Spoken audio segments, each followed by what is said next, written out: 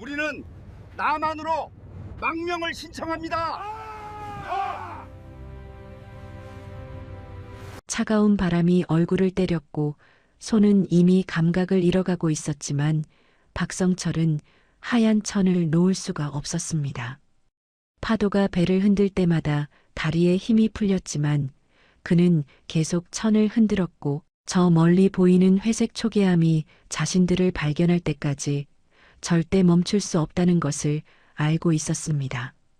아들 준혁의 거친 숨소리가 바로 옆에서 들렸고 두 사람의 심장은 마치 북처럼 미친 듯이 뛰고 있었지만 그 소리는 파도 소리에 묻혀버렸습니다. 화물칸 아래에서는 5명이 숨을 죽이고 있었고 만약 이 순간 초계암이 그냥 지나쳐버린다면 그들 모두는 끝이라는 것을 박성철은 너무나 잘 알고 있었습니다. 연료는 바닥났고 식수도 거의 떨어졌으며 북한 경비정이 뒤쪽 어딘가에서 추격하고 있을지도 모른다는 공포가 등줄기를 타고 올라왔습니다. 초계암이 방향을 틀었습니다. 이쪽으로 오고 있었습니다. 박성철의 입술이 바짝 말랐고 목구멍에서는 쓴맛이 올라왔지만 그는 천을 더 높이 들어 올렸습니다. 준혁이 떨리는 목소리로 말했습니다. 아버지, 저들이 우리를 쏘면 어떡합니까? 박성철은 대답하지 않았습니다. 대답할 수 있는 상황이 아니었고 지금은 오직 한 가지만 생각해야 했습니다. 저 배가 다가올 때까지 이 자세를 유지하는 것, 그것뿐이었습니다. 왜 이 지경까지 와야 했는지, 어떻게 여기까지 올 수 있었는지, 그리고 화물칸 아래 5사람은 대체 누구이며 왜 그들을 목숨 걸고 데려와야 했는지 그 모든 질문들이 머릿속을 스쳐 지나갔지만 지금은 아무것도 중요하지 않았습니다. 그 이야기를 지금부터 들려드리겠습니다. 이 이야기를 듣기 전에 여유가 되시는 분들은 구독과 좋아요 부탁드리며 지금 이 사연을 듣고 계신 지역을 댓글로 남겨주시면 따뜻한 인사를 전하고 싶습니다. 2024년 11월 어느 날 새벽 4시 동해안 NLL 인근 해상은 고요했습니다. 한국 해경 삼천구함 조타실에서는 정민수 경위가 레이더 화면을 바라보고 있었습니다. 그는 해경 15년 차 베테랑이었고 이 바다에서 일어나는 대부분의 일들을 예측할 수 있다고 생각했습니다. 야간 순찰은 지루했지만 동시에 긴장의 끈을 놓을 수 없는 시간이기도 했습니다. 북한 어선들이 NLL을 넘어오는 경우가 종종 있었고 때로는 조난 신호를 보내는 배들도 있었습니다. 경위님, 레이더에 미확인 선박이 포착됩니다. 당직 사관의 목소리에 정민수는 쌍안경을 들었습니다. 수평선 너머로 작은 점 하나가 보였고 그것은 분명 북한 선박의 실루엣이었습니다. 정민수는 함장에게 보고했고 초계함은 천천히 그쪽으로 방향을 틀었습니다. 가까이 다가갈수록 그 배의 상태가 눈에 들어왔습니다. 낡은 원양어선이었고 선체는 녹슬었으며 엔진 소리도 들리지 않았습니다. 표류하고 있는 것처럼 보였습니다. 그리고 그때 정민수는 보았습니다. 배 위에서 2명의 남자가 하얀 천을 흔들고 있었습니다. 필사적으로 마치 그것이 마지막 희망인 것처럼 천을 흔들고 있었습니다. 정민수는 15년간의 경험으로 직감했습니다. 저것은 평범한 조난 신호가 아니라고. 조난자들은 보통 구명조끼를 입고 있거나 불꽃 신호를 쏘아 올립니다. 하지만 저 2사람은 맨손으로 천을 흔들고 있었고 그들의 자세는 조난자보다는 항복하는 사람에 가까워 보였습니다. 접근 준비, 무장 대원 대기. 함장의 명령이 떨어졌습니다. 초계함이 북한 어선에 천천히 다가갔고 정민수는 확성기를 들었습니다. 이쪽은 대한민국 해양경찰입니다. 엔진을 정지하고 갑판에 나와 주십시오. 북한 어선 위에 2 남자는 이미 갑판에 나와 있었고 나이 든 남자가 2 손을 머리 위로 올렸습니다. 젊은 남자도 똑같이 따라했습니다. 항복의 자세였습니다. 초계함이 어선 옆에 정박했고 정민수를 포함한 해경 대원들이 어선에 올라탔습니다. 갑판 위에 두 남자는 떨고 있었습니다. 추위 때문인지 공포 때문인지 아니면 둘 다인지 알 수 없었습니다. 정민수는 그들에게 다가가 침착한 목소리로 물었습니다. 신원을 밝혀주십시오. 나이든 남자가 입을 열었습니다. 저는 박성철입니다. 55세이고 북한 원양어선 선장입니다. 그의 목소리는 떨렸지만 또렷했습니다. 이쪽은 제 아들 박준혁입니다. 28세입니다. 정민수는 두 사람을 번갈아 보았습니다. 아버지와 아들, 그들의 얼굴에는 피로와 긴장이 역력했습니다. 조난 상황입니까? 정민수가 물었습니다. 박성철은 잠시 망설이다가 대답했습니다. 저희는 대한민국 망명을 신청합니다. 그 말과 함께 배 위의 공기가 변했습니다. 망명 신청, 그것은 곧 탈북을 의미했습니다. 정민수는 15년 경력 동안 탈북 어선을 여러 차례 다뤄봤지만 이번에는 뭔가 달랐습니다. 박성철 부자의 눈빛에는 안도감이 아니라 여전히 공포가 남아 있었고 그들은 자꾸 배 아래쪽을 신경 쓰는 것처럼 보였습니다. 배에 몇 분이 타고 계십니까? 정민수가 물었습니다.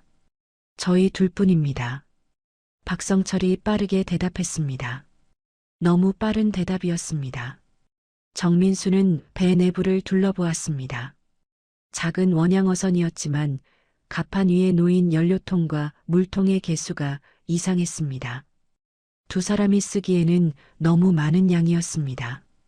그리고 바닥에는 음식물 쓰레기가 여기저기 흩어져 있었는데 그 양 역시 두 사람 몫으로는 많아 보였습니다.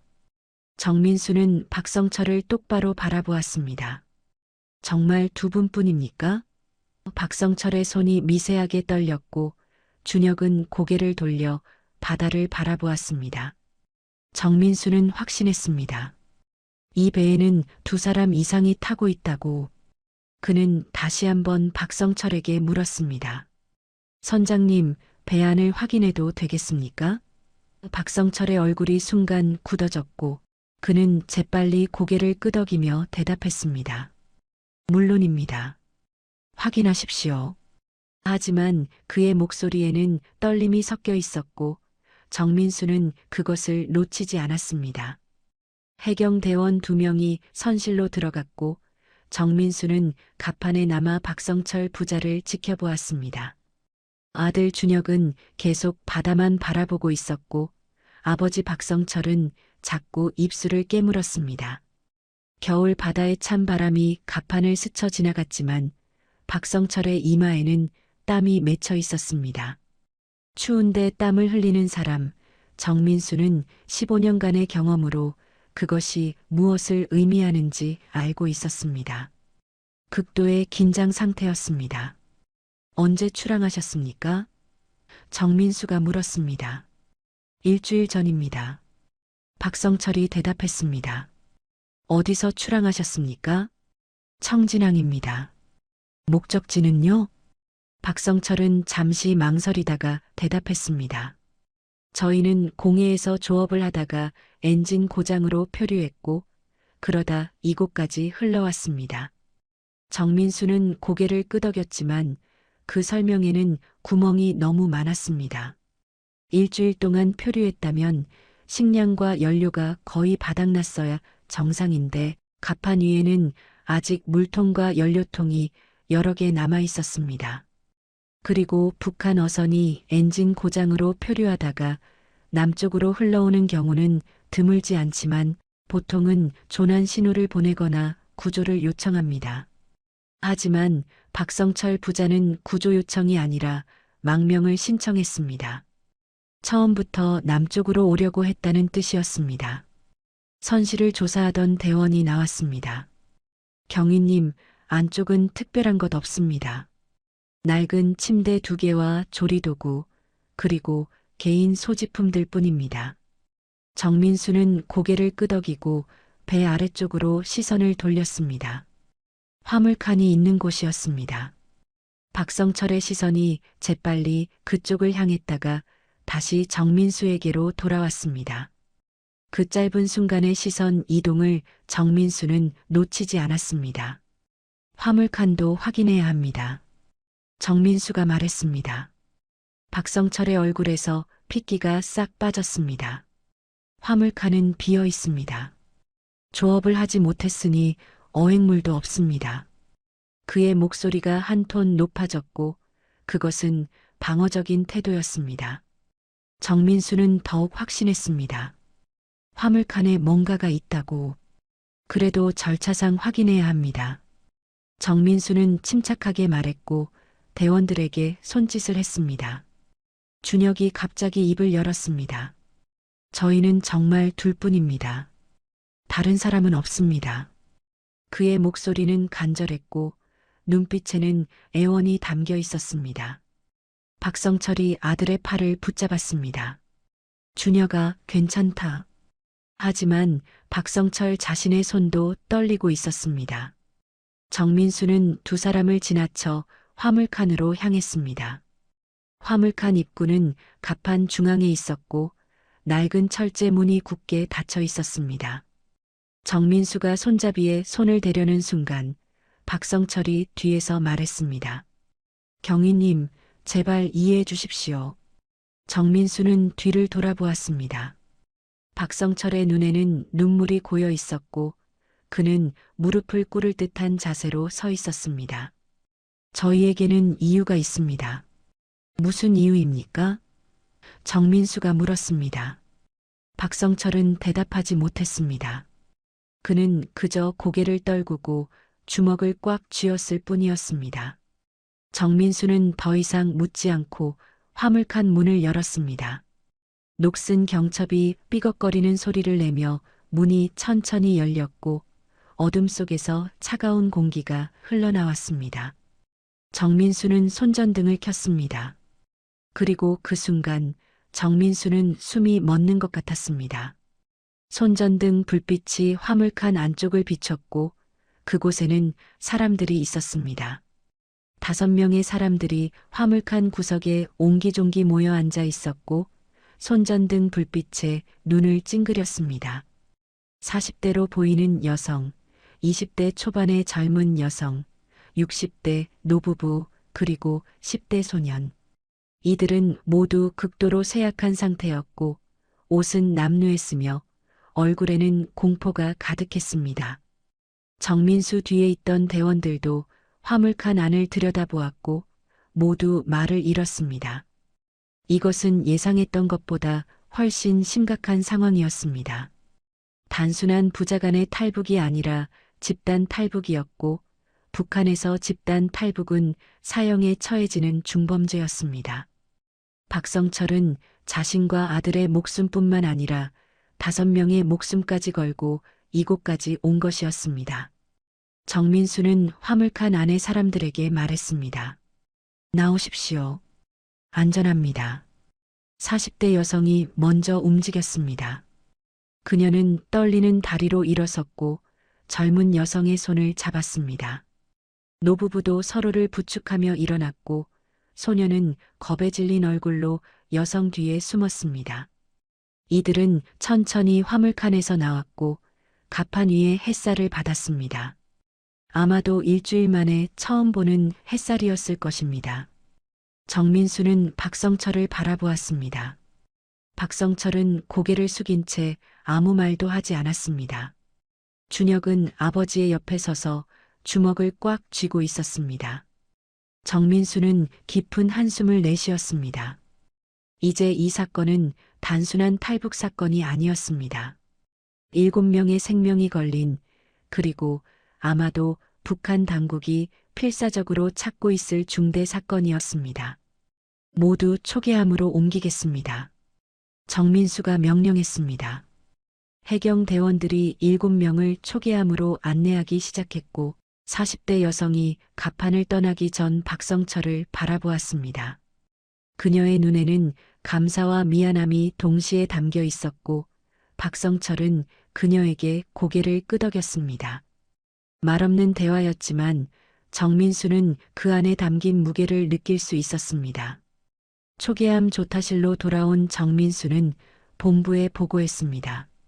북한 어선 한 척 확보, 탈북자 총 7명, 성인 남성 2명, 성인 여성 2명, 노인 2명, 미성년자 1명입니다.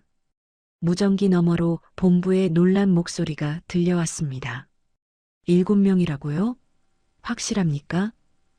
정민수는 창밖을 바라보았습니다. 갑판 위에서는 7명이 담요를 덮고 앉아 있었고 박성철은 여전히 고개를 숙인 채 아무 말도 하지 않고 있었습니다. 네, 확실합니다. 그리고 이 사건은 단순하지 않습니다. 곧 도착하겠습니다. 정민수는 무전기를 내려놓고 다시 갑판을 바라보았습니다. 7명은 담요를 덮고 앉아 있었지만 여전히 떨고 있었고 특히 20대 젊은 여성은 한쪽 팔을 계속 감싸쥐고 있었습니다.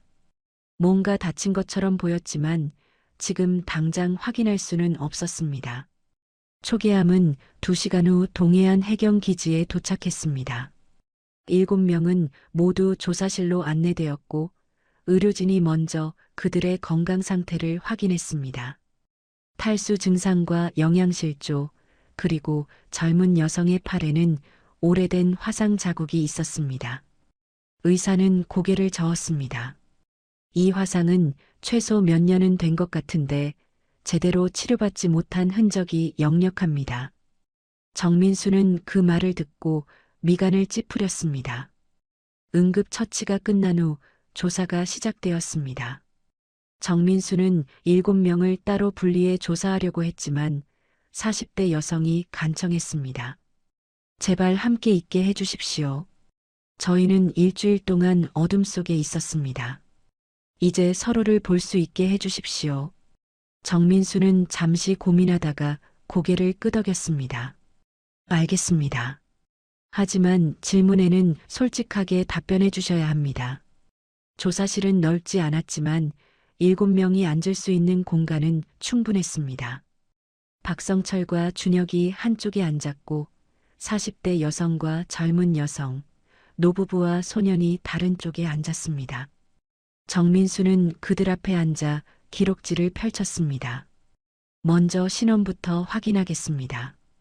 박성철 선장님과 아드님은 이미 확인했으니 나머지 분들의 신원을 말씀해 주십시오. 40대 여성이 먼저 입을 열었습니다. 저는 이순희입니다. 45세이고 함경북도 청진 출신입니다. 그녀의 목소리는 떨렸지만 또렷했습니다. 이쪽은 제 딸 최윤서입니다. 23세입니다. 젊은 여성 윤서가 고개를 숙여 인사했고 그녀의 화상 입은 팔이 소매 사이로 살짝 드러났습니다. 노부부는 김철수 62세와 그의 아내 박명자 60세였고 소녀는 그들의 손자 김민수 14세였습니다. 정민수는 이들의 신원을 기록하면서 질문을 이어갔습니다. 어떻게 박성철 선장님과 함께 탈북하게 되셨습니까? 조사실의 침묵이 흘렀고 이순희와 박성철이 서로를 바라보았습니다. 그 시선에는 무언가 깊은 연결고리가 있었고 정민수는 그것을 느낄 수 있었습니다. 이순희가 천천히 입을 열었습니다. 저는 5년 전에도 탈북을 시도했던 사람입니다. 그 말과 함께 조사실 안의 공기가 무겁게 가라앉았습니다. 정민수는 펜을 쥔 손에 힘이 들어갔습니다. 5년 전 탈북 시도, 그것은 실패했다는 뜻이었고 실패한 탈북자에게는 가혹한 처벌이 기다린다는 것을 정민수도 알고 있었습니다. 강제 송환되셨습니까? 정민수가 조심스럽게 물었습니다. 네. 이순희는 고개를 끄덕였습니다. 5년 전 저는 남편과 딸과 함께 중국을 거쳐 탈북을 시도했습니다.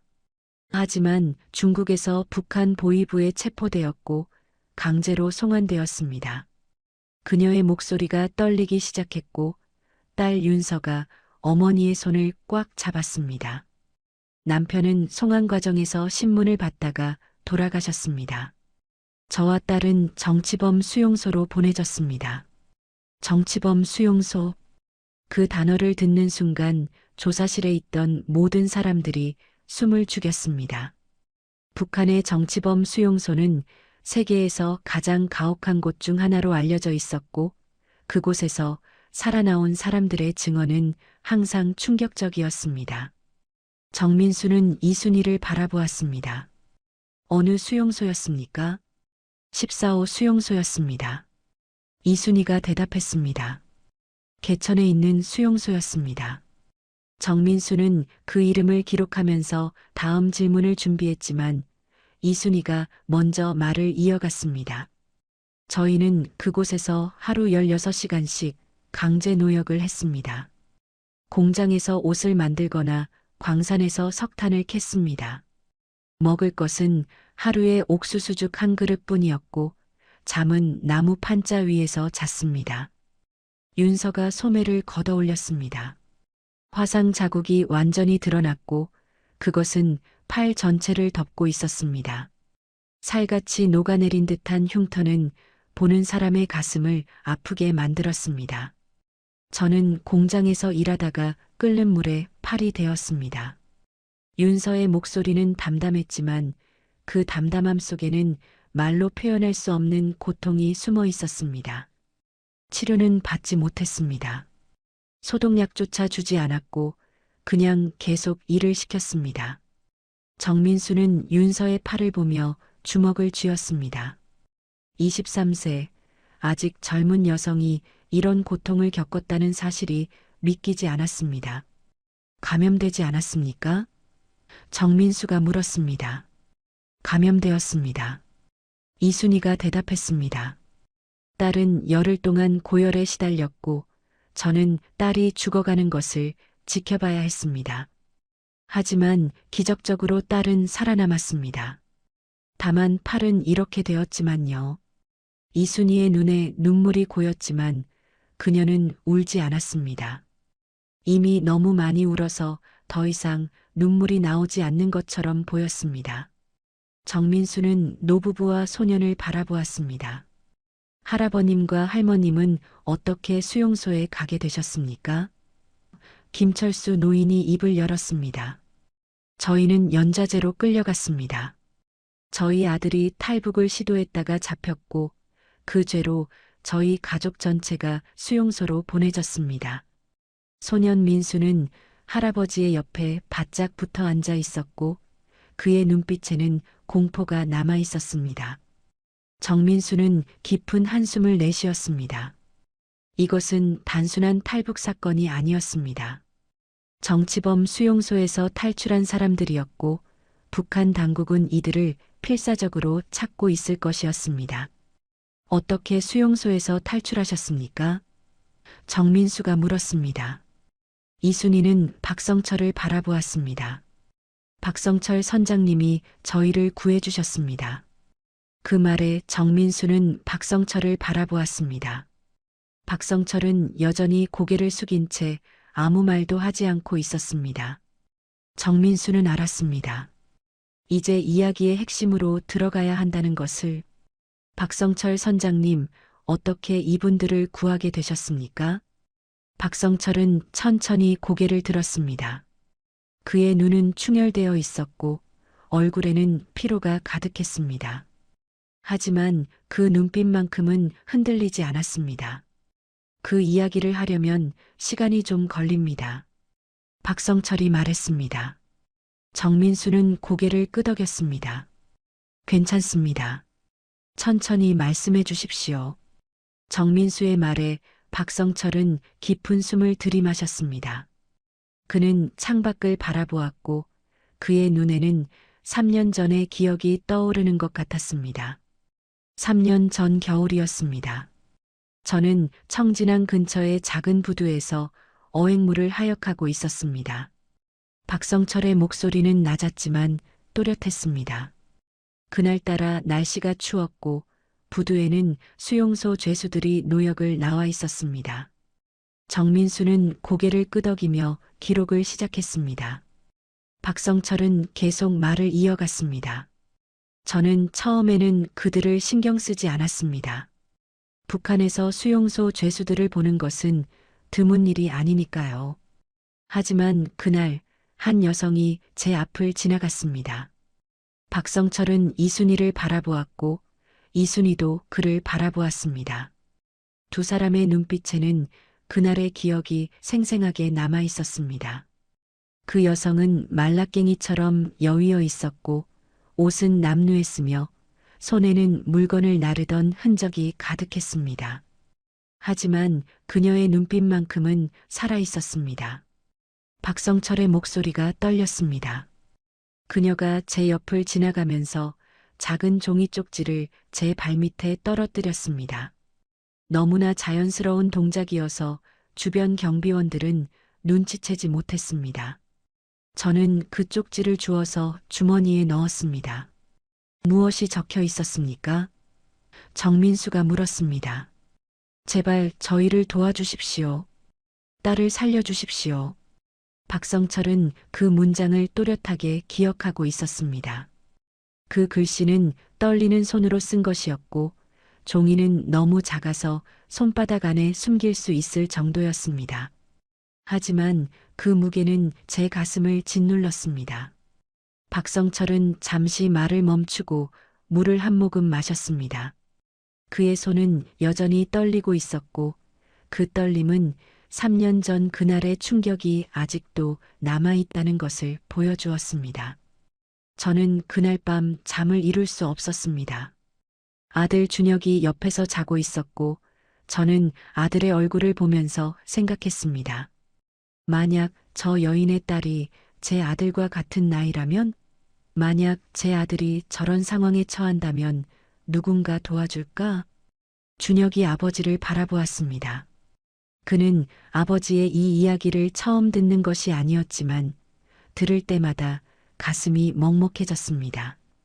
박성철은 아들을 향해 미소를 지었고 다시 정민수를 바라보았습니다. 다음 날 아침 저는 결심했습니다. 이 사람들을 도와야겠다고. 하지만 어떻게 도울 수 있을지는 막막했습니다. 수용소에서 사람을 빼낸다는 것은 불가능에 가까운 일입니다. 정민수가 말했습니다. 그렇습니다. 박성철이 고개를 끄덕였습니다. 하지만 저에게는 한 가지 장점이 있었습니다. 저는 원양어선 선장이었고 청진항을 자주 드나들었습니다. 그리고 부두 경비원들과는 오랜 시간 알고 지낸 사이였습니다. 박성철은 자신의 계획을 설명하기 시작했습니다. 저는 3년 동안 철저하게 준비했습니다. 먼저 부두 경비원들과 더 친해졌고 담배와 술을 나눠주며 신뢰를 쌓았습니다.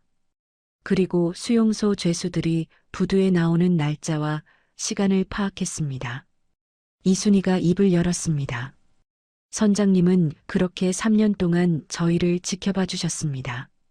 가끔 부두에서 마주칠 때마다 선장님은 제 눈을 보며 고개를 끄덕여 주셨고 그것은 포기하지 말라는 신호였습니다. 이순이의 목소리에 감사의 마음이 가득했습니다. 저는 그 신호를 보며 버텼습니다.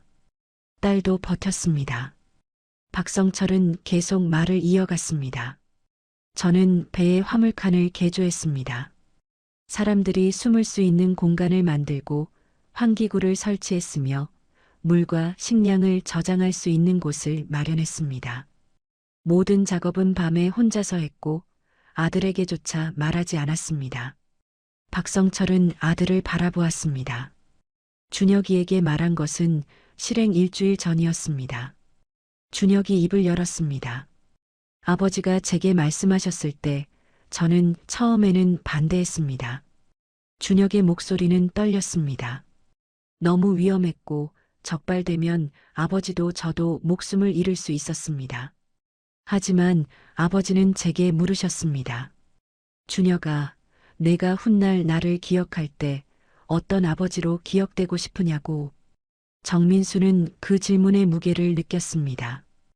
아버지가 아들에게 던진 그 질문은 단순한 질문이 아니었습니다. 그것은 인간으로서 어떻게 살아야 하는지에 대한 근본적인 물음이었습니다. 준혁은 계속 말했습니다. 저는 그날 밤 잠을 못 잤습니다. 하지만 아침이 되었을 때 저는 결정했습니다. 아버지와 함께 가겠다고. 박성철이 아들의 어깨를 두드렸습니다. 준혁이는 용감한 아들입니다. 그의 목소리에는 자부심이 가득했습니다. 박성철은 다시 정민수를 바라보았습니다. 지난달 말 기회가 왔습니다. 수용소 죄수들이 대규모로 부두에 나오는 날이었고 경비가 평소보다 느슨했습니다. 저는 이순희 씨에게 신호를 보냈고 그날 밤 이순희 씨와 윤서 씨 그리고 김철수 할아버님 가족이 부두로 나왔습니다. 김철수 노인이 말했습니다. 저희는 밤 10시에 수용소 담을 넘었습니다. 순희 씨가 미리 경비원의 순찰 시간을 파악해 두었고 저희는 그 틈을 이용했습니다. 노인의 목소리는 떨렸지만 또렷했습니다. 부두까지는 5km였고 저희는 어둠 속에서 뛰었습니다. 손자 민수를 업고 뛰었고 아내는 다리를 절뚝거리면서도 따라왔습니다. 박성철이 그 이야기를 이어받았습니다. 저는 배에서 기다리고 있었습니다. 자정이 되었을 때 5사람이 부두에 나타났고 저는 재빨리 그들을 배로 데려왔습니다. 화물칸에 숨겼고 곧바로 출항했습니다. 박성철의 목소리가 빨라졌습니다. 출항 30분 후에 수용소에서 사이렌 소리가 들렸습니다. 탈출이 발각된 것이었습니다. 하지만 저희는 이미 공해로 나가고 있었고 북한 경비정이 따라올 수 없는 거리였습니다. 정민수는 그 긴박했던 순간을 상상하며 숨을 죽였습니다. 경비정이 추격하지 않았습니까? 추격했습니다. 박성철이 대답했습니다. 이틀 동안 추격당했고 저희는 공해에서 표류하는 척하며 시간을 끌었습니다. 북한 경비정은 공해에서 저희를 잡을 수 없었고 결국 돌아갔습니다. 하지만 저희도 연료가 거의 바닥났고 일주일 동안 표류하다가 결국 대한민국 영해까지 흘러왔습니다. 조사실에 침묵이 흘렀습니다. 박성철의 이야기는 끝났지만 그 이야기 속에는 3년간의 준비와 일주일간의 사투가 담겨 있었습니다. 정민수는 박성철을 바라보았습니다. 55세의 평범한 어부였지만 그는 7개의 생명을 구한 영웅이었습니다.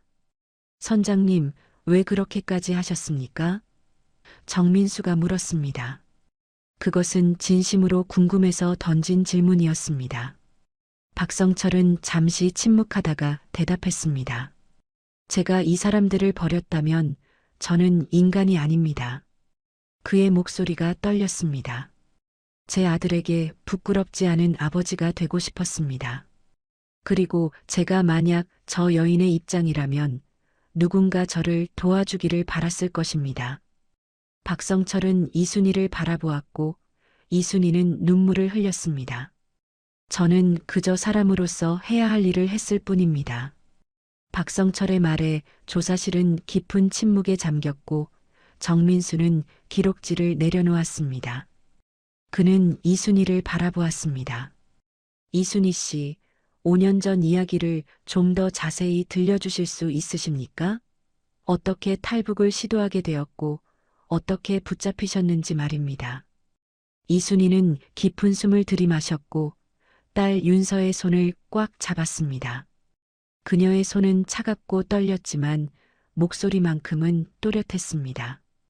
5년 전 제 남편 최진호는 청진의 작은 공장에서 일했습니다.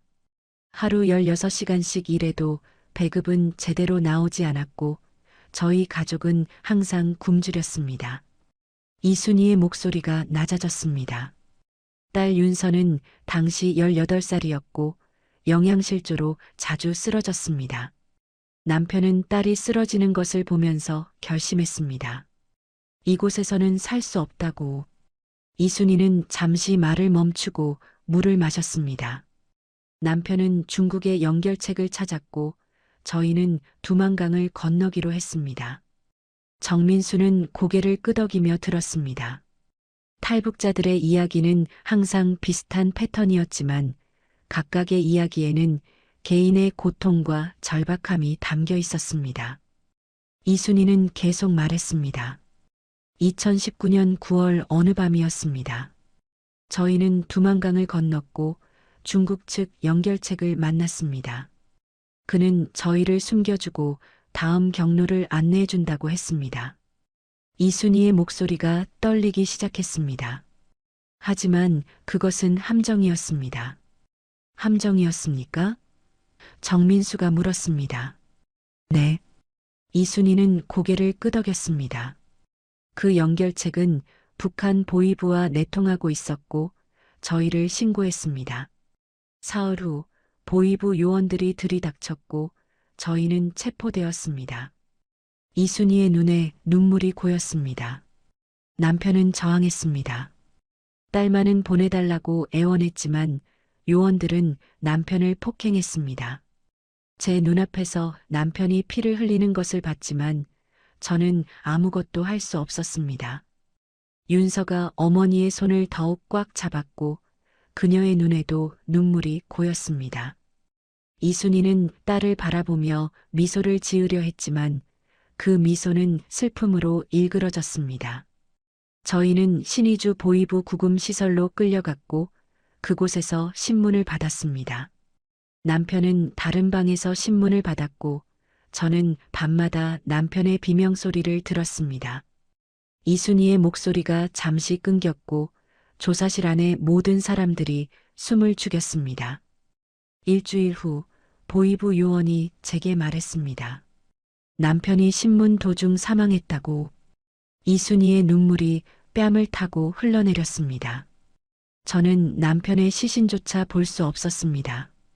그들은 그냥 화장했다고만 말했고 저와 딸은 기차에 실려 개천으로 보내졌습니다. 14호 정치범 수용소로. 이순희는 얼굴을 손으로 감쌌고 오랜 시간 참아왔던 감정이 터져나왔습니다. 윤서가 어머니를 안았고 두 사람은 서로를 붙잡고 흐느꼈습니다. 정민수는 그들에게 시간을 주었습니다. 몇 분 후 이순희는 눈물을 닦고 다시 자세를 바로잡았습니다. 수용소는 지옥이었습니다. 담장은 5m 높이였고 철조망에는 전기가 흘렀습니다. 감시탑마다 경비병이 총을 들고 서 있었고 탈출을 시도하는 사람은 즉시 총살되었습니다. 이순희의 목소리는 담담했지만 그 담담함 속에는 말로 표현할 수 없는 공포가 숨어 있었습니다. 저희는 새벽 5시에 일어나 밤 9시까지 일했습니다. 공장에서 군복을 만들거나 광산에서 석탄을 캤습니다. 이순희가 말했습니다.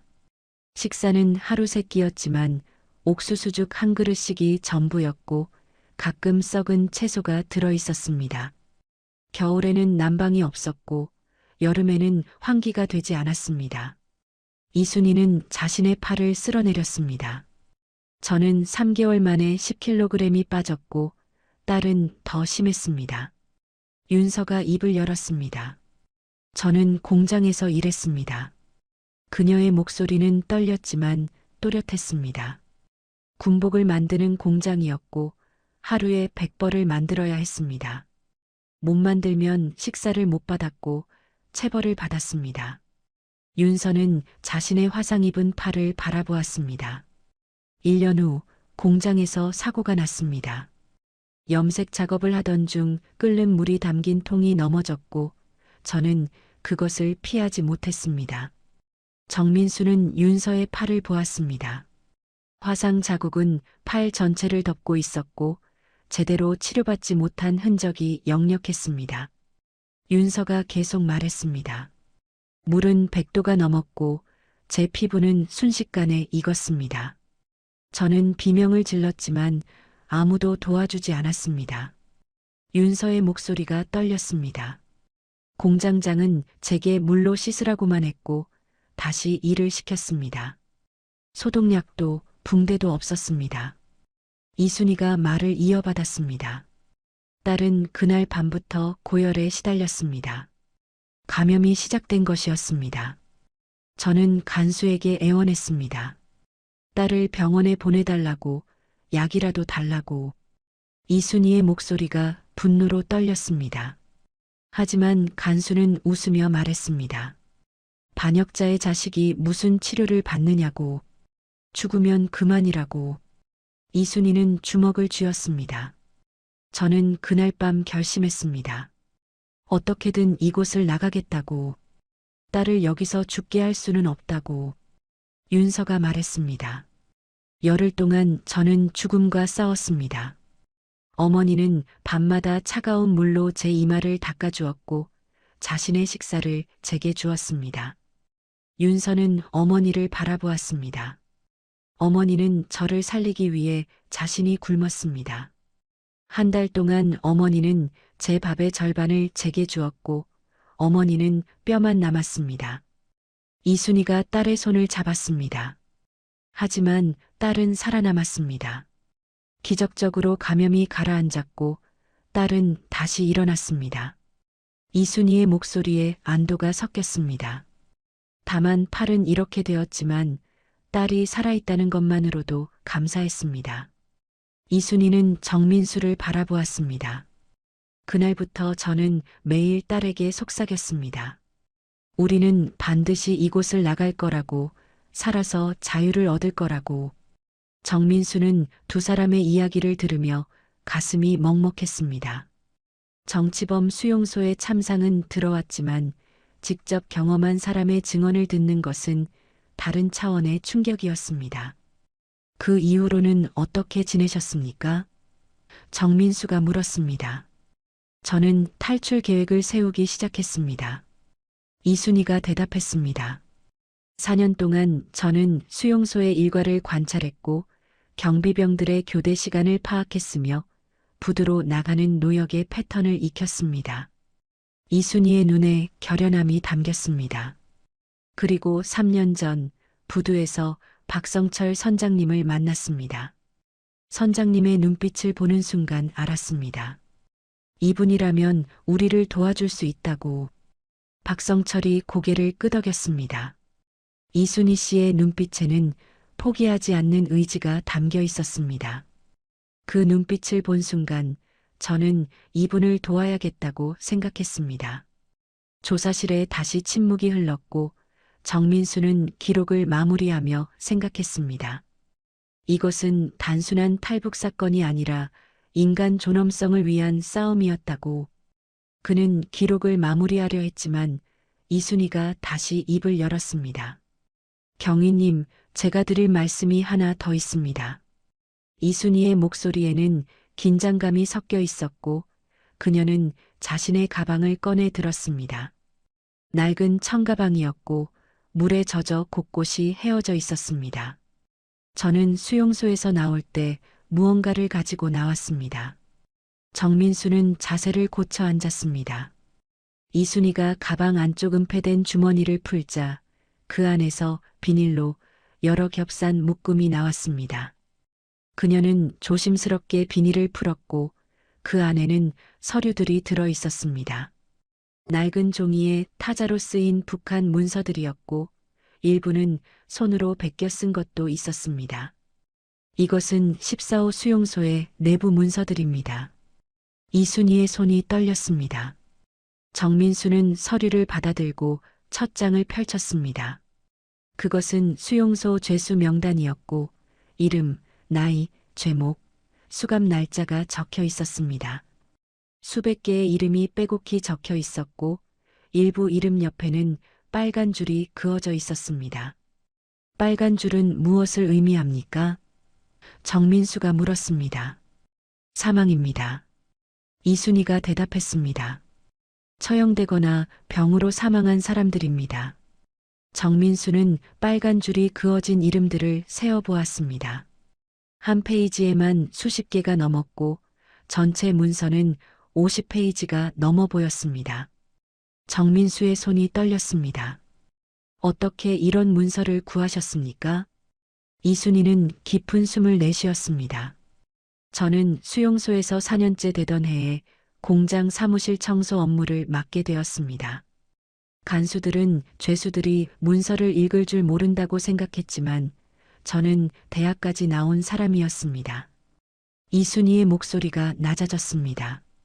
청소를 하면서 저는 간수들이 버린 문서들을 주었고 밤마다 몰래 베껴 썼습니다.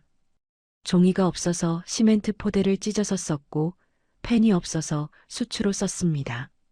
정민수는 다음 서류를 펼쳤습니다. 그것은 처형 기록이었고 날짜별로 처형된 사람들의 명단과 처형 사유가 적혀 있었습니다. 탈출 시도, 규정 위반, 상부 비판, 심지어 식량 절도까지 사소한 이유로도 사람들이 처형되었다는 것을 보여주는 기록이었습니다. 2022년 3월 15일 김성민 35세 탈출 시도로 공개 처형. 정민수는 그 문장을 읽으며 입술을 깨물었습니다. 공개 처형은 한 달에 한 번씩 있었습니다. 이순희가 말했습니다. 모든 죄수들을 광장에 모아놓고 처형했습니다. 저와 딸도 그것을 봐야 했습니다. 이순희의 목소리가 떨렸습니다. 그들은 우리에게 보여주려고 했습니다. 반항하면 이렇게 된다고. 윤서가 어머니의 손을 잡았고 두 사람은 그날의 기억을 떠올리는 듯 얼굴을 찡그렸습니다. 정민수는 계속해서 서류들을 넘겼습니다. 수용소 배치도가 있었고 감시탑의 위치와 경비병의 교대 시간까지 상세하게 적혀 있었습니다. 또 다른 서류에는 죄수들의 노동시간과 생산량이 기록되어 있었고 배급량과 사망률까지 통계로 정리되어 있었습니다. 이것은 엄청난 자료입니다. 정민수가 말했습니다. 이것이 공개되면 북한 인권 문제가 다시 수면 위로 떠오를 것입니다. 그것이 제 목적이었습니다. 이순희가 말했습니다. 저와 제 딸만 살면 되는 게 아닙니다. 아직도 그곳에는 수만 명이 지옥 속에서 죽어가고 있습니다. 이순희의 눈에 눈물이 고였습니다. 세상이 알아야 합니다. 지금 이 순간에도 사람들이 고문당하고 굶주리고 죽어가고 있다는 것을, 아무런 재판도 없이 아무런 인권도 없이 죽어가고 있다는 것을. 정민수는 이순희를 바라보았습니다. 이 여성은 자신의 탈출만을 생각한 것이 아니었습니다. 그녀는 수용소에 남아있는 수만 명을 위해 위험을 무릅쓰고 이 문서들을 가지고 나온 것이었습니다. 이 문서들을 베끼고 숨기는 것은 발각되면 즉시 처형될 일이었습니다. 정민수가 말했습니다. 알고 있었습니다. 이순희가 대답했습니다. 하지만 해야 했습니다. 제가 하지 않으면 아무도 진실을 알 수 없으니까요. 이순희는 마지막 서류를 꺼냈습니다. 그것은 사진들이었고 휴대폰으로 찍은 것처럼 보였습니다. 흐릿하고 화질이 나빴지만 그 안에 담긴 내용은 충격적이었습니다. 수용소 내부의 모습, 쇠약해진 죄수들, 감시탑, 그리고 처형장까지. 어떻게 사진을 찍으셨습니까? 정민수가 물었습니다. 간수 중 한 명이 휴대폰을 가지고 있었습니다. 이순희가 대답했습니다. 그는 술을 좋아했고 저는 청소를 하면서 그가 술에 취해 잠들 때를 기다렸습니다. 몇 번의 기회가 있었고 저는 그의 휴대폰으로 사진을 찍어 제 것으로 전송했습니다. 이순희는 작은 USB를 꺼냈습니다. 이것에 모든 사진이 들어 있습니다. 50장 정도 됩니다. 정민수는 USB를 받아들었습니다. 그의 손이 떨렸고 이것이 얼마나 중요한 증거인지 알 수 있었습니다. 이것은 즉시 상부에 보고해야 합니다. 정민수가 말했습니다. 그는 조사실을 나가 상관에게 연락했고 30분 후 국정원 요원들이 도착했습니다. 국정원 요원들은 이순희가 가져온 문서들을 검토했고 점점 더 충격적인 표정을 지었습니다. 이것은 우리가 지금까지 입수한 북한 수용소 자료 중 가장 상세한 것입니다. 국정원 김태준 팀장이 말했습니다. 죄수 명단, 처형 기록, 수용소 배치도, 그리고 사진까지. 이것은 국제사회에 공개되어야 합니다. 이순희가 물었습니다. 이것이 수용소에 있는 사람들을 도울 수 있을까요? 김태준은 잠시 망설이다가 대답했습니다. 당장은 어렵습니다. 하지만 국제적인 압박이 커지면 북한도 변할 수밖에 없을 것입니다. 이 자료는 그 첫걸음이 될 것입니다. 이순희는 고개를 끄덕였고 그녀의 눈에는 희망이 보였습니다. 박성철이 조용히 말했습니다. 이순희 씨가 이 문서들 때문에 더 큰 위험을 무릅쓴 것을 알고 있었습니다. 만약 탈출 도중 붙잡혔다면 즉시 처형되었을 것입니다. 박성철은 이순희를 바라보았습니다.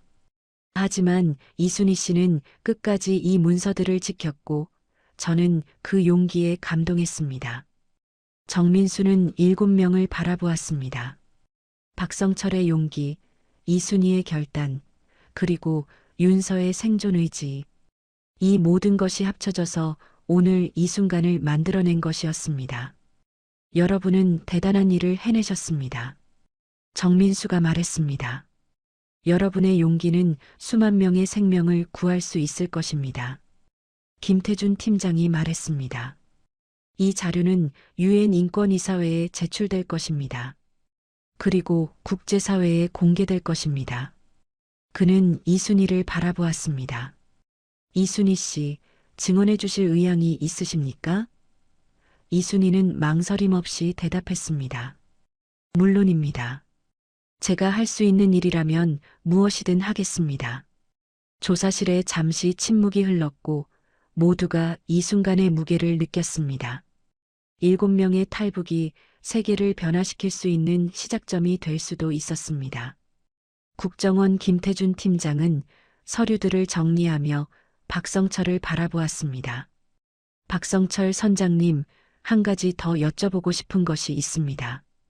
김태준의 목소리는 조심스러웠고 그는 의자를 박성철 쪽으로 가까이 당겼습니다. 선장님은 북한에서 원양어선 선장이었고 그것은 일반 주민보다 훨씬 나은 위치였습니다. 배급도 받았고 외화벌이도 할 수 있었습니다. 그런데 왜 그 모든 것을 버리고 이렇게 위험한 일을 하셨습니까? 박성철은 잠시 침묵했습니다. 그의 눈은 창밖을 향했고 무언가 먼 곳을 바라보는 듯 했습니다. 정민수도 이순희도 조사실에 있는 모든 사람들이 그의 대답을 기다렸습니다. 박성철은 천천히 고개를 돌려 아들 준혁을 바라보았고 그의 눈에는 아버지로서의 깊은 애정이 담겨 있었습니다. 제가 이 일을 결심한 것은 아들 때문이었습니다. 박성철의 목소리가 떨렸습니다. 준혁이 고개를 들었고 아버지와 눈이 마주쳤습니다. 박성철은 계속 말했습니다. 3년 전 그날 밤 저는 이순희 씨의 쪽지를 읽고 잠을 이룰 수 없었습니다. 옆에서는 준혁이가 자고 있었고 저는 아들의 얼굴을 보면서 생각했습니다. 만약 저 여인의 딸이 제 아들과 같은 나이라면, 만약 제 아들이 저런 상황에 처한다면 누군가 도와줄까? 박성철의 목소리가 갈라졌습니다. 그리고 저는 깨달았습니다. 제가 지금 외면하면 세상의 다른 누군가도 제 아들을 외면할 것이라고. 김태준은 박성철의 말을 들으며 고개를 끄덕였습니다. 하지만 선장님 자신과 아드님도 위험에 처할 수 있었습니다. 적발되었다면 둘 다 처형되었을 것입니다. 김태준의 말에 박성철은 쓴웃음을 지었습니다. 그것도 생각했습니다. 수없이 많이 생각했습니다. 박성철은 손으로 얼굴을 쓸어내렸습니다. 하지만 제가 그들을 버린다면 저는 제 아들 앞에서 어떤 아버지가 되는 것입니까? 준혁이 입을 열었습니다. 아버지가 저에게 처음 이 계획을 말씀하셨을 때 저는 반대했습니다. 준혁의 목소리는 떨렸지만 분명했습니다. 너무 위험하다고, 우리만 살면 된다고, 다른 사람들까지 구할 필요가 없다고 말씀드렸습니다. 준혁은 아버지를 바라보았습니다. 하지만 아버지는 저에게 물으셨습니다. 준혁아, 내가 훗날 나를 기억할 때 어떤 아버지로 기억되고 싶으냐고. 조사실에 깊은 침묵이 흘렀습니다. 준혁의 눈에 눈물이 고였고 그는 계속 말했습니다. 아버지는 말씀하셨습니다. 비겁한 아버지로 기억되고 싶지 않다고, 목숨보다 중요한 것이 있다고, 그것은 사람으로서의 양심이라고. 준혁의 목소리가 떨렸습니다. 저는 그날 밤 잠을 못 잤습니다. 아버지의 말씀이 계속 머릿속을 맴돌았고 저는 생각했습니다. 내가 만약 아버지의 제안을 거절한다면 나는 평생 그 결정을 후회하며 살 것이라고. 박성철이 아들의 어깨를 잡았습니다. 준혁이는 용감한 아들입니다. 아버지의 무모한 계획에 동참해 준 것만으로도 저는 자랑스럽습니다. 박성철의 눈에도 눈물이 고였습니다. 하지만 준혁이가 알아야 할 것이 있습니다. 제가 이 일을 한 것은 준혁이 때문이었습니다. 제 아들이 자라서 어떤 세상에서 살기를 바라는지 그것을 생각했습니다. 정민수가 물었습니다. 어떤 세상을 바라셨습니까? 박성철은 창밖을 다시 바라보았습니다. 사람이 사람을 도울 수 있는 세상입니다. 박성철의 목소리는 담담했지만 확고했습니다. 북한에서는 서로를 의심하고 서로를 감시하고 서로를 고발합니다. 이웃이 굶어 죽어도 모른 척해야 하고 친구가 끌려가도 외면해야 합니다. 그것이 살아남는 방법이니까요. 박성철은 주먹을 쥐었습니다. 하지만 저는 제 아들이 그런 세상에서 살기를 원하지 않았습니다. 제 아들이 누군가를 도울 수 있는 사람이 되기를, 어려움에 처한 사람을 외면하지 않는 사람이 되기를 바랐습니다. 박성철은 이순희를 바라보았습니다. 그래서 저는 이순희 씨를 도와야겠다고 결심했습니다. 제 아들에게 보여주기 위해서라도. 이순희가 눈물을 닦으며 말했습니다. 선장님은 저희 생명의 은인이십니다. 선장님이 아니었다면 저와 딸은 아직도 그 지옥 같은 곳에 있었을 것입니다.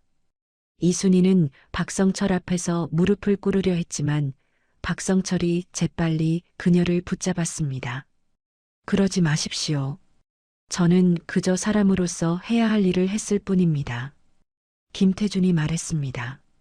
선장님, 북한 당국은 선장님을 반역자로 규정하고 수배할 것입니다. 선장님의 가족들도 위험에 처할 수 있습니다. 박성철의 얼굴이 굳어졌습니다. 제 부모님은 이미 돌아가셨고 형제는 없습니다. 다만 고향에 친척들이 몇 명 있지만 저와는 오래전부터 연락이 끊긴 상태입니다. 박성철은 깊은 한숨을 내쉬었습니다. 그들에게 피해가 가지 않기를 바랄 뿐입니다. 준혁이 말했습니다. 아버지는 항상 말씀하셨습니다. 옳은 일을 하는 데에는 대가가 따른다고. 하지만 그 대가를 두려워하면 아무것도 할 수 없다고. 준혁은 아버지를 바라보았습니다. 저는 아버지를 존경합니다. 아버지는 제게 가장 중요한 것을 가르쳐 주셨습니다. 사람으로 사는 법을. 박성철이 아들을 안았습니다. 준혁아, 너는 훌륭한 아들이다.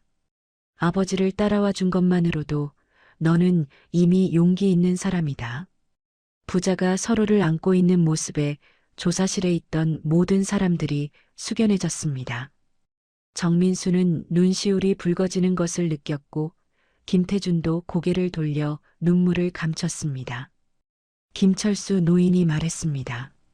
박성철 선장님은 저희에게 희망을 주셨습니다. 저희는 수용소에서 매일 죽음만을 기다렸습니다. 하지만 선장님이 오신다는 소식을 듣고 저희는 다시 살고 싶다는 마음이 생겼습니다. 노인의 목소리가 떨렸습니다. 선장님이 아니었다면 저희 손자는 그곳에서 죽었을 것입니다. 14살 아이가 무슨 죄가 있습니까? 소년 민수가 할아버지의 손을 잡았고 그의 눈에는 공포가 아닌 희망이 담겨 있었습니다. 박성철은 소년을 바라보며 미소를 지었습니다. 민수야, 이제 너는 자유롭게 살 수 있다. 학교에도 갈 수 있고, 친구도 사귈 수 있고, 꿈도 꿀 수 있다. 박성철의 목소리는 부드러웠습니다. 내가 행복하게 자라는 것, 그것이 아저씨가 바라는 전부란다. 정민수가 박성철에게 물었습니다. 선장님, 후회하지 않으십니까? 박성철은 고개를 저었습니다. 후회는 하지 않는 일에 대한 것이지, 한 일에 대한 것이 아닙니다. 박성철의 목소리는 확고했습니다. 저는 제가 한 선택을 자랑스럽게 생각합니다.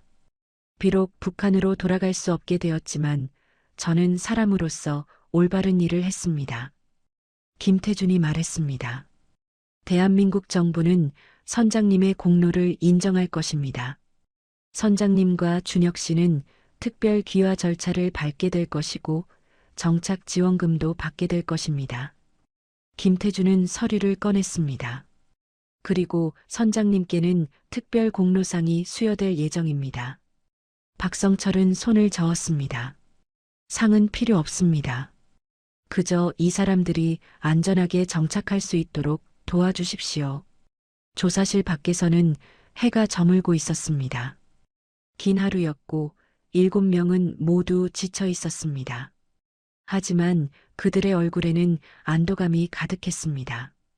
드디어 안전한 곳에 도착했다는 안도감, 그리고 새로운 삶을 시작할 수 있다는 희망이었습니다.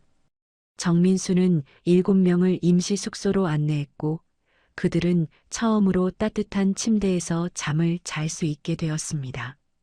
그날 밤 이순이는 딸의 손을 잡고 눈물을 흘렸고 윤서는 어머니에게 속삭였습니다. 엄마, 우리 정말 살아남았어요. 그 말을 듣는 순간 이순이는 지난 5년간의 고통이 헛되지 않았다는 것을 깨달았고 그녀는 딸을 끌어안았습니다. 그래, 우리는 살아남았다. 이제 새로운 삶을 시작하는 거야. 3개월이 흘렀습니다. 이순이가 가져온 문서들은 대한민국 정부를 거쳐 유엔 인권이사회에 제출되었고 국제사회는 충격에 휩싸였습니다. 북한 정치범 수용소의 실상을 담은 이렇게 상세한 자료는 처음이었고 특히 내부 사진들은 전 세계 언론의 일면을 장식했습니다. CNN, BBC, 로이터, 모든 주요 언론이 이 사건을 다뤘고 북한 인권 문제가 다시 한번 국제사회의 주요 의제로 떠올랐습니다. 유엔 본부에서는 긴급 회의가 소집되었고 각국 대표들은 북한에 대한 추가 제재를 논의했습니다. 이순희는 화상으로 증언했고 그녀의 담담하지만 절절한 증언은 회의장에 있던 모든 사람들을 울렸습니다. 저는 5년 동안 지옥에서 살았습니다. 하지만 아직도 그곳에는 수만 명이 같은 고통을 겪고 있습니다. 이순희의 목소리는 떨렸지만 확고했습니다. 세계가 침묵하는 동안 사람들은 계속 죽어가고 있습니다. 이제는 행동해야 합니다. 서울 강남의 한 병원, 윤서는 성형외과 진료실에 앉아 있었습니다. 의사는 그녀의 화상 자국을 자세히 살펴보며 고개를 끄덕였습니다. 치료가 가능합니다. 여러 차례 수술이 필요하겠지만 많이 좋아질 것입니다. 윤서는 눈물을 흘렸습니다. 5년 동안 그녀는 이 흉터와 함께 살아야 한다고 생각했고 거울을 볼 때마다 수용소의 그날이 떠올랐습니다. 하지만 이제는 달랐습니다. 정말 감사합니다. 윤서의 목소리가 떨렸습니다. 이순희가 딸의 손을 잡았습니다. 윤서야, 이제 우리는 정말 자유로워진 거야. 어머니의 말에 윤서는 고개를 끄덕였습니다. 의사는 수술 일정을 잡았고 며칠 후 첫 번째 수술이 진행되었습니다. 수술은 성공적이었고 석 달에 걸친 여러 차례의 수술 끝에 윤서의 팔은 많이 좋아졌습니다. 완전히 원래대로 돌아갈 수는 없었지만 흉터는 많이 옅어졌고 윤서는 처음으로 반팔 옷을 입을 수 있게 되었습니다. 어느 날 윤서는 어머니에게 말했습니다. 엄마, 저 이 흉터를 완전히 없애고 싶지 않아요. 이순이는 놀라서 딸을 바라보았습니다. 왜 그러니? 윤서는 자신의 팔을 쓰다듬었습니다. 이것은 제가 살아남았다는 증거니까요. 저는 이것을 보며 제가 얼마나 강한 사람인지 기억하고 싶어요. 윤서의 눈빛은 확고했습니다. 이순이는 딸을 안았고 그녀는 딸이 진정으로 치유되고 있다는 것을 느꼈습니다. 박성철과 준혁은 경기도의 작은 항구 도시에 정착했습니다. 대한민국 정부는 그들에게 정착 지원금을 주었고 박성철은 그 돈으로 작은 어선을 샀습니다. 20톤짜리 소형 어선이었지만 박성철에게는 새로운 시작이었습니다. 배의 이름을 무엇으로 지을지 고민하던 박성철은 결국 희망이라고 지었습니다. 준혁이 물었습니다. 아버지, 왜 희망입니까? 박성철은 바다를 바라보며 대답했습니다. 우리가 여기까지 올 수 있었던 것은 희망이 있었기 때문이란다. 청와대에서는 특별 시상식이 열렸습니다. 박성철은 대통령으로부터 국민훈장을 받았고 그의 업적을 기리는 상패도 받았습니다. 대통령은 박성철의 손을 잡으며 말했습니다. 선장님은 7개의 생명을 구했을 뿐만 아니라 세계에 진실을 알렸습니다. 선장님의 용기는 대한민국의 자랑입니다. 박성철은 담담하게 대답했습니다. 저는 그저 사람으로서 해야 할 일을 했을 뿐입니다. 시상식이 끝난 후 박성철은 기자들에게 둘러싸였습니다. 기자들은 질문을 쏟아냈고 박성철은 하나하나 성실하게 대답했습니다. 후회하지 않으십니까? 한 기자가 물었습니다. 박성철은 고개를 저었습니다. 전혀 후회하지 않습니다. 제가 만약 그때 외면했다면 저는 평생 그것을 후회하며 살았을 것입니다. 그의 대답에 기자들은 숙연해졌습니다. 김철수 노인 가족은 서울 근처의 작은 아파트에 정착했습니다. 손자 민수는 중학교에 입학했고 처음으로 교복을 입은 날 할아버지에게 말했습니다. 할아버지, 저 학교 가는 게 너무 좋아요. 김철수 노인은 손자의 머리를 쓰다듬었습니다. 민수야, 열심히 공부해라. 내가 하고 싶은 것을 할 수 있는 세상이 왔단다. 민수는 고개를 끄덕였고 그의 눈에는 꿈이 담겨 있었습니다.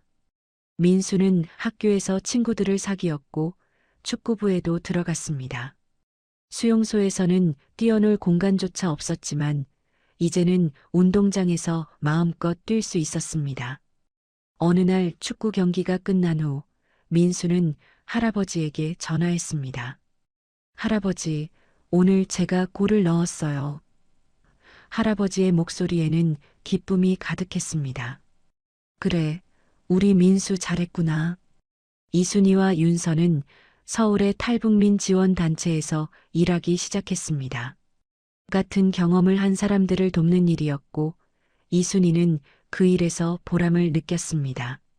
저는 제 경험이 다른 사람들에게 도움이 되기를 바랍니다. 이순이는 새로 온 탈북민들에게 말했습니다. 여러분은 혼자가 아닙니다. 우리가 함께 있습니다. 그녀의 말에 탈북민들은 눈물을 흘렸고 서로를 안았습니다.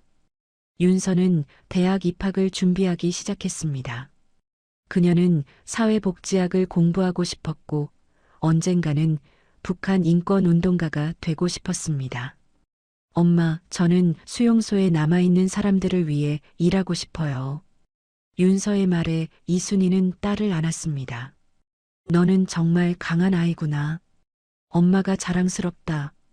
어느 주말 박성철은 이순이 가족과 김철수 노인 가족을 자신의 배로 초대했습니다.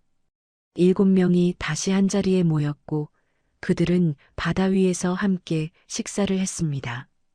햇살이 따뜻했고 바다는 잔잔했으며 갈매기들이 배 주위를 날아다녔습니다.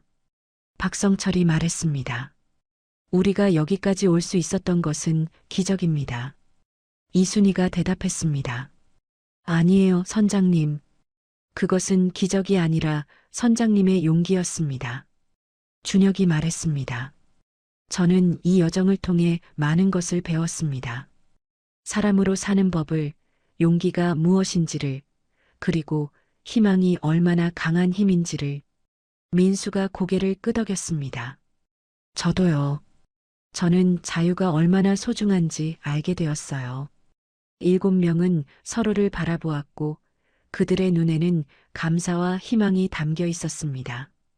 드디어 그들은 진정한 자유를 얻었고 새로운 삶을 시작할 수 있게 되었습니다. 그로부터 1년이 흘렀습니다. 봄이 왔고 벚꽃이 피는 4월이었습니다. 박성철은 매일 아침 5시에 일어나 바다로 나갔고 준혁은 아버지와 함께 배를 몰았습니다. 희망호는 이제 이 항구에서 유명한 배가 되었고 사람들은 박성철을 보면 존경의 눈빛으로 바라보았습니다.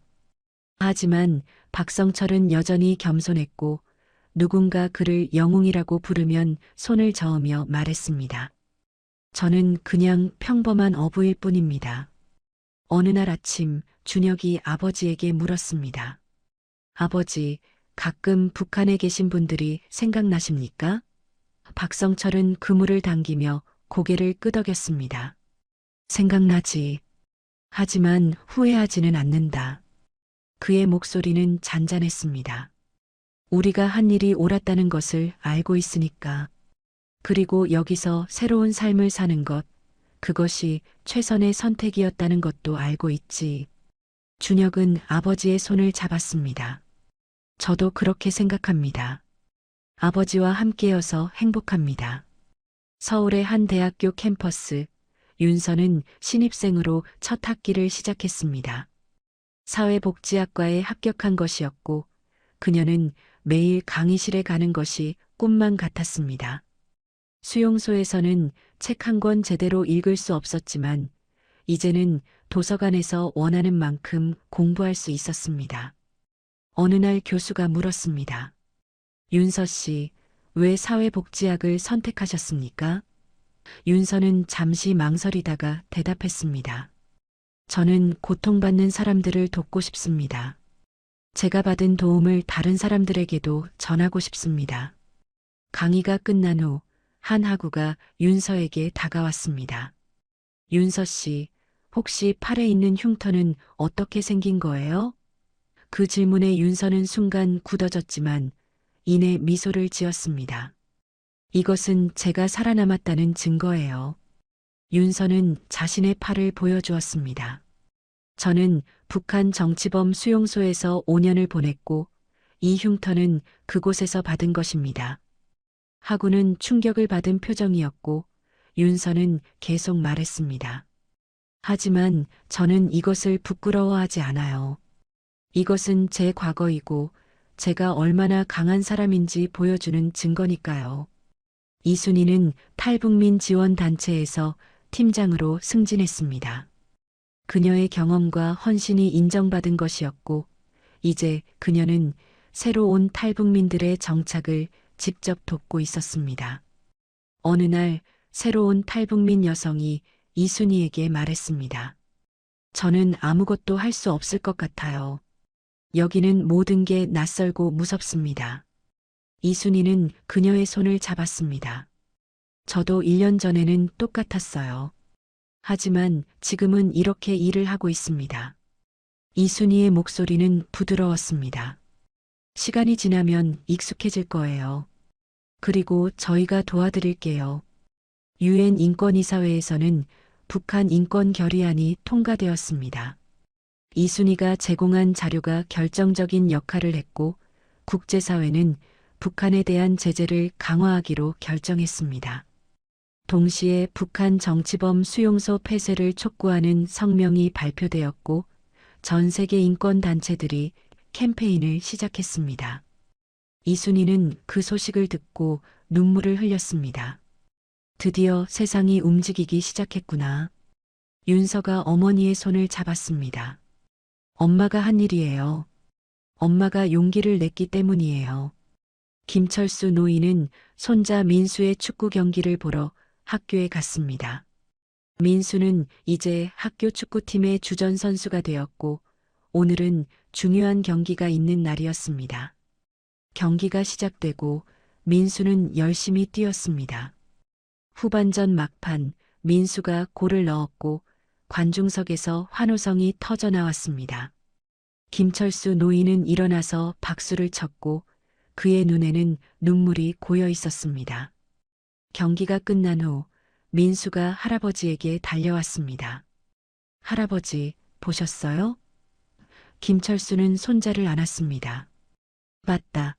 우리 민수 정말 잘했다. 그날 저녁 김철수는 아내 박명자와 함께 산책을 나갔습니다. 아파트 단지에 벚꽃이 만개해 있었고 저녁 햇살이 따뜻했습니다. 여보, 우리가 여기까지 올 수 있을 줄 알았소? 김철수가 물었습니다. 박명자는 남편의 손을 잡았습니다. 몰랐죠. 하지만 포기하지 않았잖아요. 그리고 좋은 사람들을 만났고요. 두 노인은 벤치에 앉아 벚꽃을 바라보았고 그들의 얼굴에는 평화가 가득했습니다. 5월 어느 날 박성철이 7명을 다시 모았습니다. 탈북 1주년을 기념하는 자리였습니다. 박성철의 배 희망호 위에서 작은 파티가 열렸고 7명은 다시 한자리에 모였습니다. 바다는 잔잔했고 하늘은 맑았으며 갈매기들이 배 주위를 날아다녔습니다. 박성철이 말했습니다. 1년 전 이맘때 우리는 이 바다 위에서 목숨을 걸었습니다. 그리고 지금 우리는 여기 이렇게 모여 있습니다. 이순이가 일어섰습니다. 저는 박성철 선장님께 감사의 말씀을 전하고 싶습니다. 그녀의 목소리가 떨렸습니다. 선장님이 아니었다면 저희는 여기 있을 수 없었습니다. 선장님은 저희 7명의 생명의 은인이십니다. 이순이는 박성철에게 고개를 숙였고 다른 사람들도 따라서 고개를 숙였습니다. 박성철은 손을 저었습니다. 그만하십시오. 저는 그저 해야 할 일을 했을 뿐입니다. 준혁이 말했습니다. 저는 이 1년 동안 많은 것을 배웠습니다. 자유가 무엇인지, 인간의 존엄성이 무엇인지, 그리고 우리가 서로를 어떻게 도와야 하는지. 준혁은 모두를 바라보았습니다. 우리 7명은 이제 가족입니다. 피로 연결된 가족은 아니지만 운명으로 연결된 가족입니다. 그의 말에 모두가 고개를 끄덕였습니다. 윤서가 일어서서 말했습니다. 저는 대학에서 사회복지학을 공부하고 있습니다. 그리고 언젠가는 북한 인권운동가가 되고 싶습니다. 윤서는 자신의 팔을 보았습니다. 이 흉터는 제 과거를 보여주지만 동시에 제 미래도 보여줍니다. 저는 같은 고통을 겪는 사람들을 위해 일할 것입니다. 윤서의 눈빛은 확고했고 모두가 박수를 쳤습니다. 민수가 수줍게 말했습니다. 저는 14살입니다. 그리고 이제 꿈이 생겼습니다. 저는 축구선수가 되고 싶습니다. 민수는 할아버지를 바라보았습니다. 할아버지께서 항상 말씀하셨어요. 꿈을 가지라고. 저는 이제 꿈이 있습니다. 김철수 노인은 손자를 안았고 그의 눈에는 자랑스러움이 가득했습니다. 해가 지기 시작했고 수평선이 붉게 물들었습니다. 7명은 배의 난간에 서서 석양을 바라보았습니다. 박성철이 말했습니다. 우리는 지난 1년 동안 많은 것을 잃었습니다. 하지만 아직 갈 길이 멉니다. 그는 모두를 바라보았습니다. 우리의 이야기가 다른 사람들에게 희망이 되기를, 그리고 아직도 고통받는 사람들에게 용기가 되기를 바랍니다. 이순이가 말했습니다. 우리의 이야기는 끝나지 않았습니다. 이것은 새로운 시작입니다. 그녀는 딸의 손을 잡았습니다. 우리는 살아남았고 이제 우리의 경험을 나눌 차례입니다. 모두가 고개를 끄덕였고 7명은 서로의 손을 잡았습니다. 그들은 더 이상 혼자가 아니었고 서로가 서로의 힘이 되었습니다. 석양이 바다를 붉게 물들이고 갈매기들이 마지막 비행을 하는 가운데 7명은 새로운 내일을 꿈꾸었습니다. 그로부터 다시 반년이 흘렀습니다. 2025년 가을, 박성철은 여전히 희망호를 몰고 바다로 나갔습니다.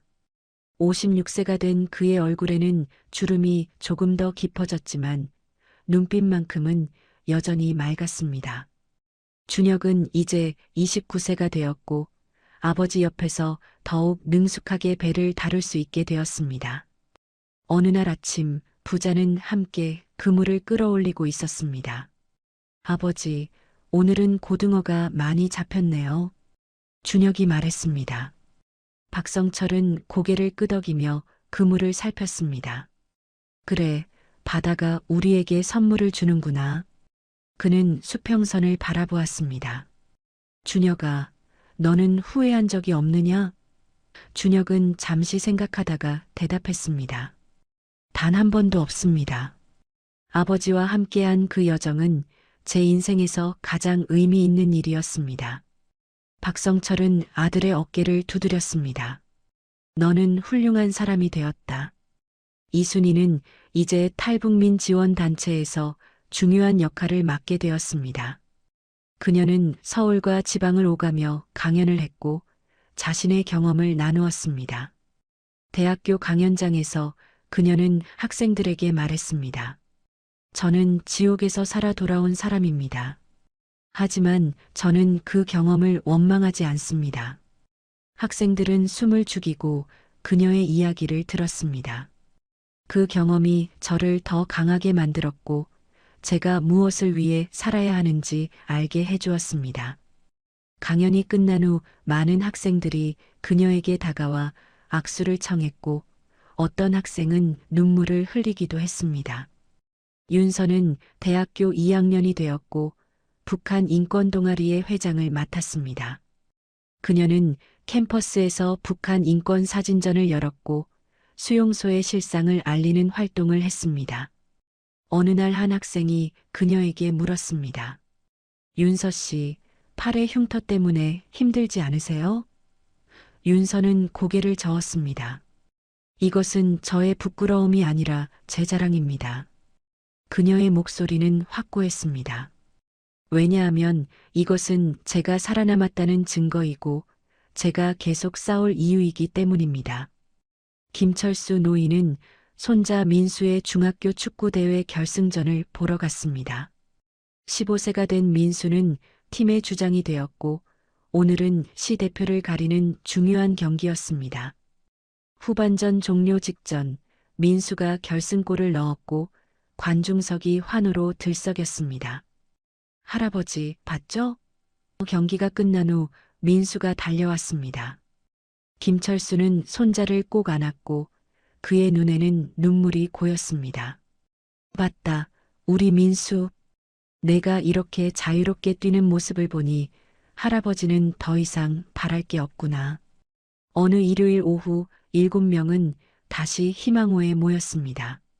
이제 이것은 그들의 전통이 되었고 계절마다 한 번씩 모여 서로의 안부를 나누고 추억을 이야기했습니다. 배는 천천히 바다로 나아갔고 가을 햇살이 갑판을 따뜻하게 비쳤습니다. 박성철이 키를 잡고 있었고 다른 6명은 갑판에 둘러앉아 있었습니다. 선장님, 요즘은 어떻게 지내세요? 이순희가 물었습니다. 박성철은 미소를 지었습니다. 평화롭게 지내고 있습니다. 매일 바다에 나가고 저녁에는 아들과 함께 저녁을 먹고 그렇게 하루하루를 살아가고 있습니다. 준혁이 말했습니다. 저는 요즘 아버지를 보면서 생각합니다. 진정한 영웅은 화려한 사람이 아니라 묵묵히 자기 할 일을 하는 사람이라는 것을요. 박성철은 아들을 바라보았습니다. 영웅이라니 과한 말이다. 나는 그저 평범한 사람일 뿐이야. 하지만 모두가 알고 있었습니다. 박성철이 평범하지 않은 사람이라는 것을. 그는 7개의 생명을 구했고 세상에 진실을 알렸으며 무엇보다 사람으로서 올바른 선택을 한 사람이었습니다. 배가 공해로 나아갔고 바다는 끝없이 펼쳐져 있었습니다.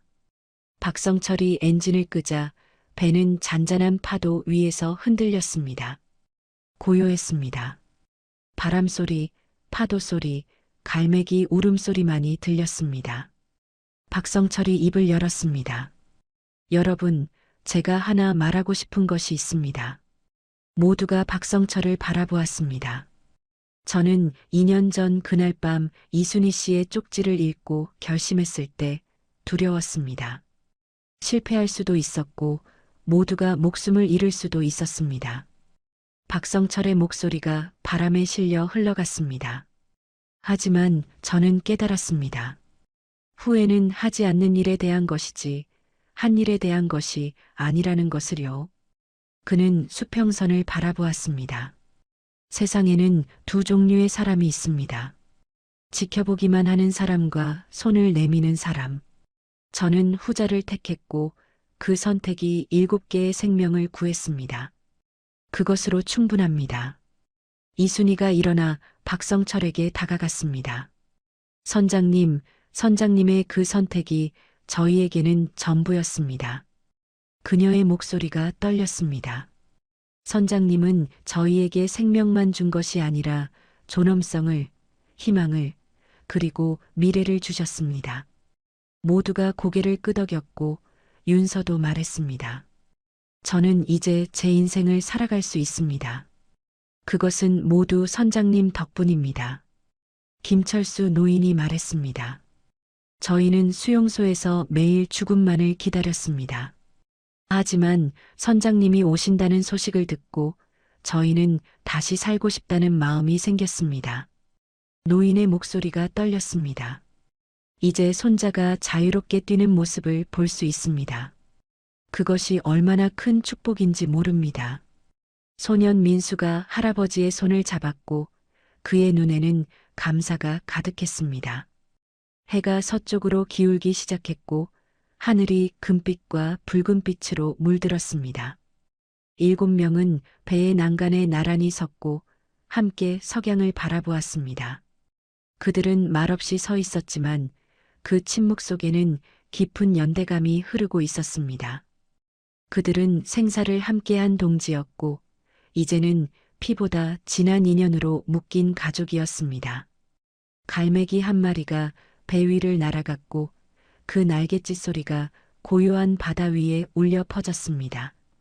박성철이 조용히 말했습니다. 우리는 모두 살아남았습니다. 그리고 이제 우리는 더 나은 내일을 만들어가고 있습니다. 그는 희망호의 이름판을 쓰다듬었습니다. 이 배의 이름처럼 우리는 희망을 잃지 않았고 그 희망이 우리를 여기까지 데려왔습니다. 준혁이 아버지의 옆에 섰습니다. 그리고 그 희망은 계속될 것입니다.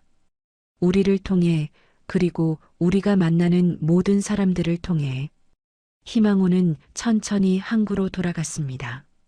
석양이 바다를 황금빛으로 물들이고 멀리서 등대의 불빛이 반짝이기 시작했습니다. 7명은 갑판에 앉아 서로의 이야기를 나누었고 웃음소리가 바다 위로 퍼져나갔습니다. 고통의 기억은 아직 남아 있었지만 그들은 더 이상 그 기억에 갇혀 있지 않았습니다. 그들은 앞을 보고 있었고 그 앞에는 무한한 가능성이 펼쳐져 있었습니다. 배가 항구에 도착했을 때 7명의 얼굴에는 평화와 희망이 가득했습니다. 그들의 여정은 끝나지 않았습니다. 이것은 새로운 시작이었습니다. 오늘 이야기는 여기까지입니다. 한 사람의 용기가 어떻게 7개의 생명을 구했는지, 그리고 그 7명이 어떻게 새로운 삶을 시작했는지를 들려드렸습니다. 박성철 선장이 말했듯이 세상에는 두 종류의 사람이 있습니다. 지켜보기만 하는 사람과 손을 내미는 사람. 여러분은 어떤 사람이 되고 싶으신가요? 때로는 작은 용기가 누군가의 인생을 완전히 바꿀 수 있습니다. 주변에 도움이 필요한 사람이 있다면 그 손을 잡아주는 것. 그것이 우리가 할 수 있는 가장 인간적인 일이 아닐까요? 오늘 이야기가 여러분에게 작은 영감이 되었기를 바랍니다. 이 채널이 도움이 되셨다면 구독과 좋아요 부탁드리며 여러분의 응원이 더 좋은 이야기를 만드는 힘이 됩니다. 오늘도 들어주셔서 감사합니다. 여러분 모두 따뜻한 하루 보내시길 바랍니다.